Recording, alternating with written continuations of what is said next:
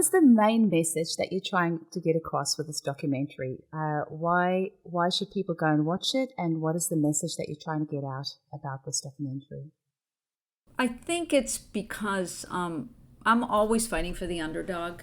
And I think that is probably an underpinning in all of my films. And I feel like homeopathy really did not have a fair shake ever. And it's really been the underdog of medicine.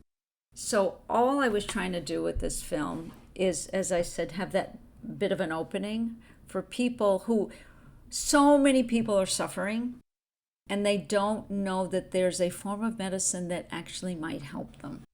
So that was really what drove me to keep making this film, because, and then I'm going to back up a bit, because when I went back to tell you why the first beginnings of the film was meeting with that MD homeopath, I always called that the spark, like that's what started it.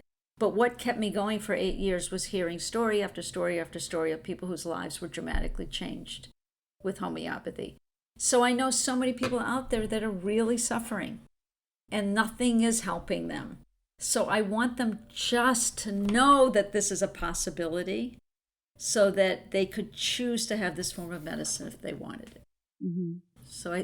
What you were just saying about that gentleman in your movie that had the MRSA, or MRSA as we say over here, is antibiotic resistance is very real and it's very scary, and it's because of overuse of antibiotics. And I always say viruses and bacteria have been on this planet for millennia before any of us. They're much smarter than any of us. They're always going to mutate and they're always going to find a way.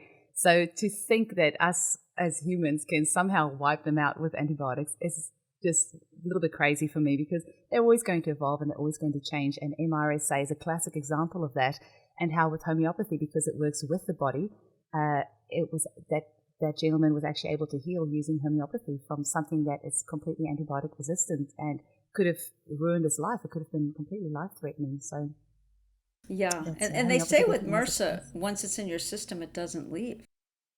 Mm-hmm. So that's what he told me. Anyways, that if he kept with that route with antibiotics, if he cut himself again, he could have had another bout of MRSA. Mm-hmm. And not even to talk about the antibiotics destroying his gut flora, which now with the gut-brain connection, we're just discovering so much more about how 80% of our serotonin is actually made in the gut, not in the brain. So we see all these people on antidepressants, but actually if we just heal their gut...